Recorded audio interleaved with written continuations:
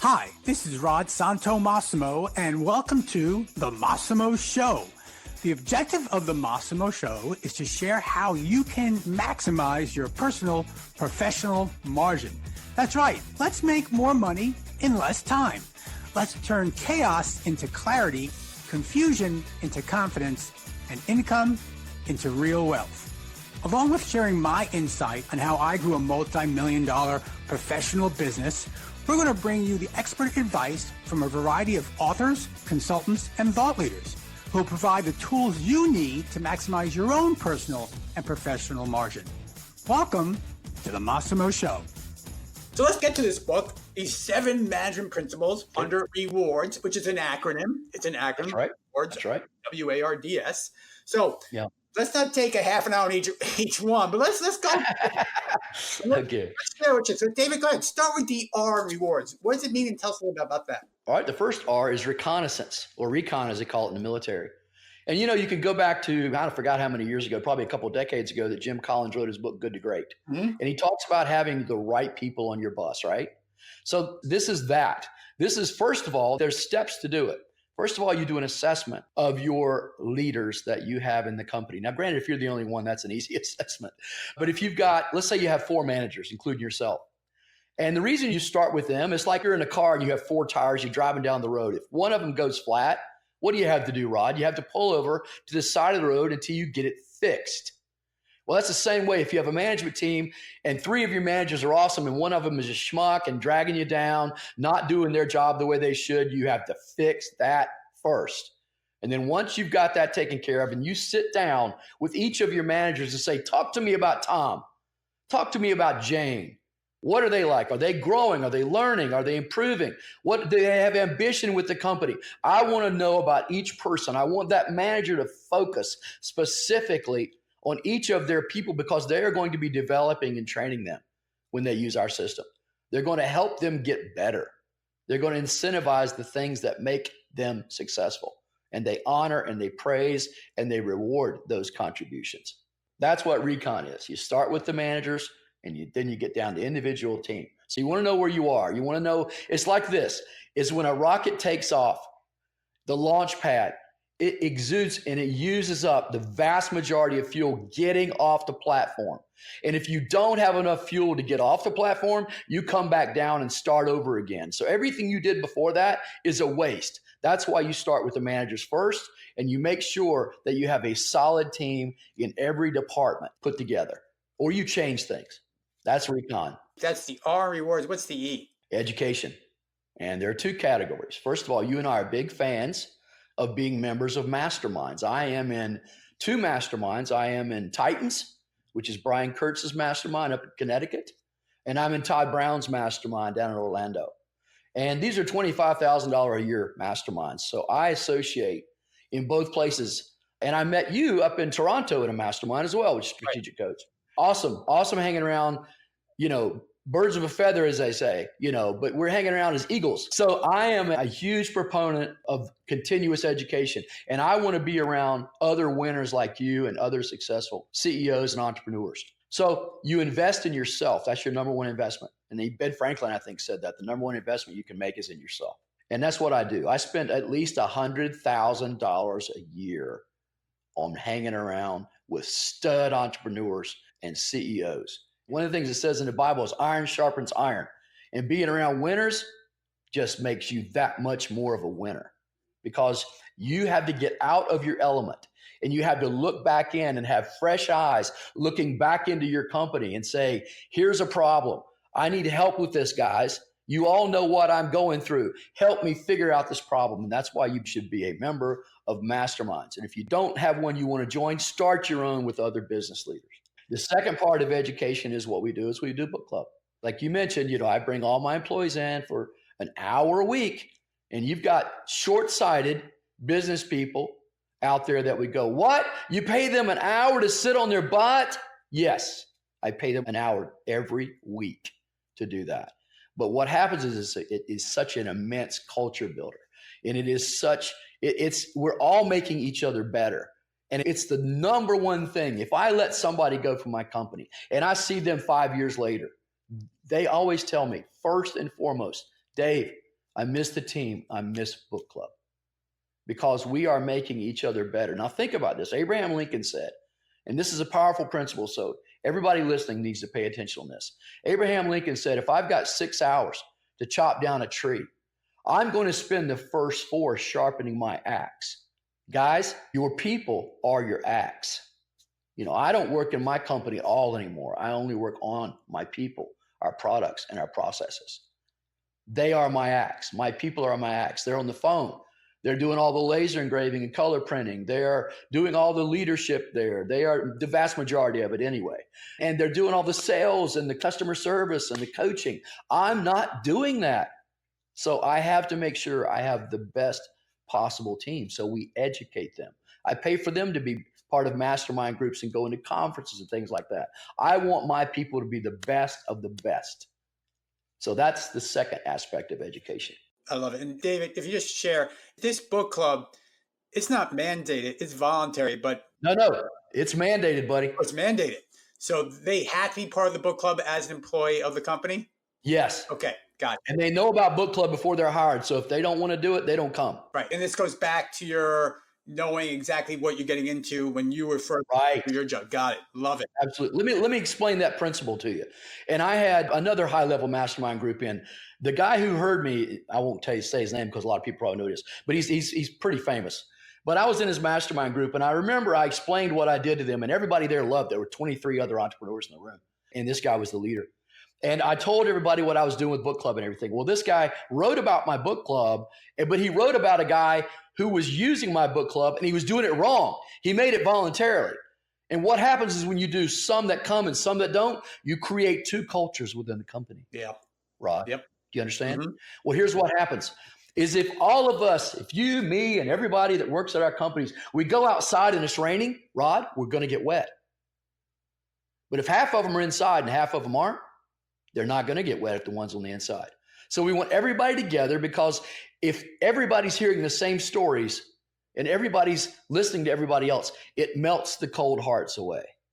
I've had employees get up in front of book club and tell us about their stories before they came to work with us. I had 2 women, one of them who, before she came to work with us, and she made $100,000 her first year in sales with us. She got up there with tears in her eyes, and I'll be honest with you, most people in the room teared up. She was talking about her and her husband picking up cans on the side of the road to make up the difference where they weren't making enough money. And she gets up there and says how working at our company, my employees, changed her life, right? I mean, that's powerful. When people hear that, it bonds us together as a team. That's why it's powerful. And that's why everybody has to be there. It's not optional. Got it. Hi, this is Rod Santomassimo, president and founder of the Massimo Group. And did you know that for over the past 11 plus years, we've worked with thousands of independent contractors, solopreneurs, and small business owners just like you in repositioning their and/or their team's efforts so they can build the personal, professional practice they've always dreamed of. We provide coaching programs for all levels of experience, earnings, and yes, success. So if you're finally ready to get off that transaction treadmill and chasing deals that are growing nowhere and start building the personal, professional business and life consisting of greater wealth and more time, well, check us out at Massimo.coach. That's Massimo.coach. Okay, so now we got to the third of the 7. Take that away. Winners. Winners emerge is what the W is. And the winners emerge basically coming out of book club. It's a developmental tool as well, which is a nice, stealthy little side benefit because your people step up and they talk and they want to lead book club. And I remember, this is a good story. You'll appreciate this. I was in California on vacation one time, and then I had my COO, who's been with me 21 plus years, Adam Tart, my right arm, I call him in my book. And I'm talking to Adam, getting an update, what's going on in the company while I'm on vacation. And he goes, guess who volunteered to lead book club? And I said, who? He said, Josh Straw. I said, Josh Straw? And he said, yeah. I said, oh my goodness, don't you dare let him do it till I get back. So let me explain why that matters. Josh Straw was the most painfully shy person in the entire company. For him to volunteer to get up in front of book club and stand in front of 60 people, 60 plus people, was phenomenal. And I remember I came back and I'm sitting on the front row and I'm looking at Josh. He's up there. Rod, he's holding the book. It was Dale Carnegie's book, How to Win Friends and Influence People. He's holding the book in his hand and the book is shaking. His hands are shaking. But he did it. And I remember I was so proud of him. I got up when the book club was over and I got up and I put my arm around Josh and I said, guys, what you see here today is true courage. I said, you all know how shy Josh is. I said, for him to see what we do in book club and to still get up here and face his fear and conquer it. And I said, don't you believe he did a phenomenal job today? And everybody clapped and cheered for Josh and everything, you know. My goodness, you would not believe the change in that individual when that happened. But you celebrate, and you honor, and you put up in front, and you let people bloom and blossom into phenomenal leaders.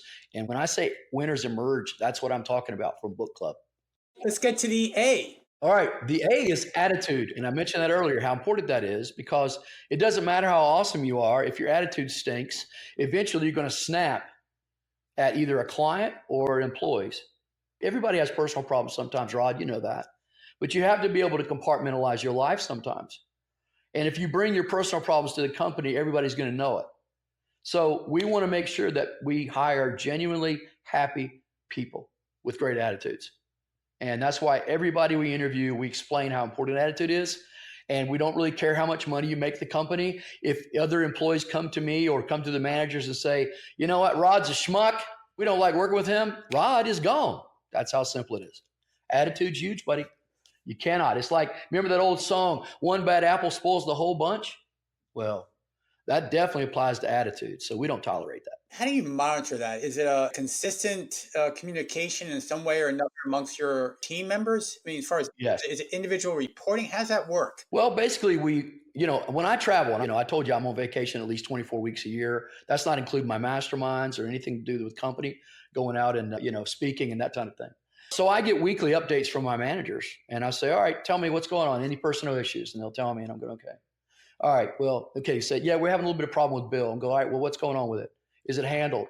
And then a week later, I'll say, what's going on with Bill? How's it going? That's better. Or no, it's not good. And then I get involved and I contact Bill. Bill, I just want you to know, buddy, tell me what's going on in your life, because all of a sudden we're hearing things that you're getting a little snippy with people and things like that. Most of the time that takes care of the problem, but rarely, thankfully, it doesn't. So we warn them, but we're not tolerating it, because no one, and I mean no one, is worth keeping if they're going to destroy the company culture. Okay, beautiful. Now, before we get to the last three, I want to get at the end of this, make sure we get back to something you just shared. 24 weeks of vacation a year. Talk about margin in your life, but everyone's trying to achieve. So make sure we hit that before we let you go. But let's get next variable, and that, of course, is R, the second R in the rewards process. Tell me about that. That's the recognition aspect, because when you celebrate your winners, and that's recognition. When you acknowledge their contribution to you, that's recognition. You want to look for ways and reasons to recognize your people. I have, and you read it in my book, I have what I call 5 superstars a day. I find 5 superstars a day. And I have 4 dashboards on my computer, and I see them every day. I can be in Germany on a Viking River cruise. As long as I have internet, I'm looking at my dashboards. And then I contact them, and this is what I do. I find 5 a day, and I'll say, Rod, talk to me, man. What'd you sell today? I see you put up $10,000. Talk to me. Who'd you sell? So I celebrate them. I let them bask in the glory of the acknowledgement and the recognition that I'm giving them. Right before our call today, I just called and let one of my people, he is our assistant manager, if you will, in our IT tech department. And we hired him several months ago. And I told him when we hired him, okay, I'm not going to pay you exactly what you asked for. I said, but I will do this. And he's only been with us, he hasn't been with us 3 months. And I told him, I said, well, you come in and you amaze us, I will pay you more than what you asked me for. And I'm privileged to say I contacted him right before you and I got on the phone today and told him his name's Orwa. And he's Jordanian, but he married an American girl, and they were down in Tampa. And we brought him up to North Carolina. And we hired him. And I said, I will always take care of my people. And you prove your worth to me, and I will never be indebted to you or any of my people. So I called him up, and he said, and I told him that I just raised him up significantly. And I told him, I said, I just want you to know I keep my word to my people. I always want you to know that. He says, I've heard nothing but good things about you, Dave. And he said, this just confirms everything I've heard. And he said, I just want you to know that made my day. And I said, look, you made my day because you came in and helped us. We really needed someone else to take some of the weight off of Yuichi, who is a Japanese employee who's an American now, and he works for us. He's our head of IT and web. And I love that. This is part of recognition. So allow me to say this. I tell my people, Rod, give me a reason to pay you more money. So I put it on them. I had one person, two. I've been in business 30 years. I've had 2 employees make the mistake of telling me, Dave, I've been here a year longer. I need a raise. No, that doesn't fly with me. I nipped that in the bud. And I said, no. I said, what can you do this year that you couldn't do last year? How have you improved? Last year, you could do these 5 things. What can you do now? Can you do 10? Can you do 7? Tell me why I need to pay you more money. And I let my people know that will always be the case. If you want more money, do more. You don't go to the fireplace, and you read this in my book. You don't go to the fireplace and say to the fireplace, give me heat, and then I'll give you wood. I love that. You don't go to the field and say, give me crops, and then I'll give you seeds. First things first. I love it. Okay, let's jump into the D in the reward. Duplication. It's an incredible concept that winners create winners.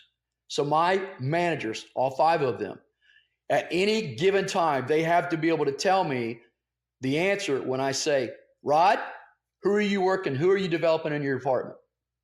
If God forbid something happens to you, who would you say should take your position? Listen to me. This is very important. Everybody listening, is if you have the type relationship with your managers, they're not intimidated by that question. So when I say who should replace you, they know I'm developing leaders that could be for any department in the company. Mm-hmm. So they have to be able to tell me, and they can say, well, I'm developing Bill. I'm mentoring Bill. Okay, well, what do you got Bill doing? We meet once a week for a half hour. We talk about a book that we're reading together. Okay, all right. Do you have him going through any courses, any leadership courses? Yes, I have him going through such and such, that kind of thing. And by the way, I give my people the opportunity to learn the different things. I pay for them to take courses, etc. But a lot of that, Rod, here's the key. They have to do it on their own time, not on mine. Got it. Right? So if they truly want to get better, they'll do it without me cattle prodding them to do so. Which takes us to the S. Success. And you read this in my book too. Years ago in West Virginia, a guy won the largest lottery at the time. It was $300 and some million. I can't remember exactly. It was 316 or something. And he won that. This guy was a millionaire, Rod, when he won it. He owned a company with 100 employees. He won all that money. And basically, he just fell apart. He stopped working. Basically, his granddaughter was the apple of his eye. And he basically told her, you need to stop working at Taco Bell or wherever she was working. He started giving her $1,500 a week. He started doing that, and he started giving out money to friends and family and that kind of thing. And people were calling him from charities, and he was constantly having to, talk to people. So he hired somebody to manage that, all the requests. And, his daughter stopped paying attention to him. He started going to strip clubs. His marriage was falling apart, just throwing money away and just being ridiculous. And finally, his granddaughter, the apple of his eye, she stopped working, so she started hanging around with the wrong crowd. She was bored, started doing drugs. Eventually, they found her dead. She had OD'd in her car. $100 were wadded up in the floor, and she was dead. And he said, and I'm shortening it because of time, but he said on 2020, it was on his story. He said, the worst thing that ever happened to me in my life was winning the lottery. And you have so many people, the vast majority of people in our country especially, are always daydreaming and fantasizing how their life would be if they won. Well, when you don't work for something, you don't appreciate it. And so success really is being happy in your own skin. I love my life. Anybody that knows me knows I love my life. And you know what? It's not because I take off 24 weeks a year of vacation or more. I've taken as many as 30. That was too many, by the way. Don't do that.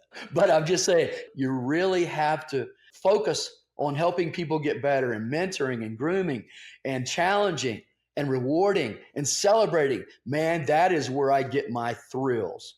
I really love it. That's my life. Well, that is absolutely awesome. And yes, I did read that story. I was reminded of that story. I've heard that story. That was tragic beyond in so many aspects. But let's talk about the positive, and that is this idea of 24 weeks vacation. You know, my listeners right now are saying, how can someone get to that point?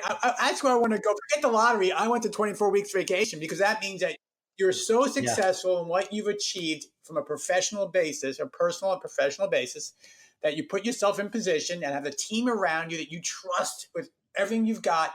You know, you can travel as much as you do. So was this a goal of yours? Was this 24? It's the number you created? Tell me about this whole concept of 24 weeks vacation. Well, Rod, like most business owners who are married to the company, so to speak, I did not take a vacation of more than a weekend in the first 7 years in business. And I said, this is not the way I want to live my life. So I basically said, all right, I need to study what other successful people are doing, business owners and CEOs of companies. How are they able to take off so much time? So I realized the number one thing is that you had to empower, challenge, motivate, recognize your people, and challenge them to take on responsibilities that you don't like doing. And that's what I did. I found people who were hungry, who wanted to be more tomorrow than they were today. I offloaded things that I didn't like to do onto all of them until I had nothing left that I had to do other than what I wanted to do. And that was a process over several years. But you have to have competent people that you can trust that have your back in all things for you to be able to take off and not even worry about the company. I can be, like I said, in Europe, my wife and I, we took 7 weeks and went to Europe a few years ago. I didn't miss anything with the company. I did not worry about it one day. It's not uncommon for me. I don't like going somewhere for a week and coming back. I hate traveling. I just like going places. How's that? So that's what I do. That's how you're able to do it, is finding competent people, training them, appreciating them, recognizing them, challenging them, motivating them to be better, and rewarding them for doing a phenomenal job. But at the same time, as you noted earlier, virtually you're consistently looking at dashboards and recognizing people via email, or is it email? Is it Slack? Is it internal? How are you doing that? Well, we do a text, email, calling. It depends on where I am. Okay. We don't use Slack as much as we probably should. We were using it more than we are today. Most of the communication I get from my managers. Remember, I get the weekly updates from all of my managers about their people, processes, any machinery, like a production, if something went down, that kind of thing. What I'm seeing numbers drop off, what happened? Well, so-and-so called in sick, or, so we got 2 guys on vacation or something like that. Because we have like 8 people back there. So, it's usually everybody covers for everybody. So that's not a real issue. So I just use that as an example, but that's basically what's what. I will look at that and I'll say, you know what? I've been looking at Rod on the sales performance chart here. Rod's really not doing that much in sales. What's going on with Rod? And I say, okay, well, he's struggling right now or whatever. So I'll encourage you, if that's the case. I found out what the problem is. I swoop down. I'm at the 30,000 foot view, right? So I'm looking at everything, all the people, all the processes, all the products within the company. And if I see an issue, I swoop down, I fix it, or I make sure it gets fixed, and then I swoop back up. That's what I do. Everything in the company I'm looking at. And the vast majority of everything I need to see are on my 4 dashboards. Fantastic.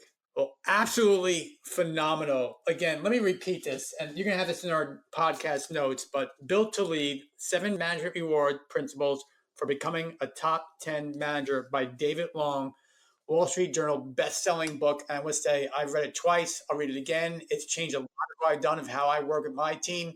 You need to read this book, whether you just have a team of 2, have a team of 20, have a team of 200. This is what you need to do to move your business forward and to be in position to take 24 weeks vacation and be in total control. So David, I can't thank you enough. Any parting words before we let you go? I will say this. I do this a lot of times, as I will offer your listeners, if they go and buy my book on Amazon, David Long, author, and then Built to Lead, like you said, if they buy the hardback version and they send me an email at davidlong@myemployees.com and then let me know their order number, everything, I will send them the workbook that I wrote to accompany the book, as well as the Kindle version, so they'll have full coverage, just to help them out. That is awesome. Okay, David, expect my email to you today. Okay. Okay, buddy.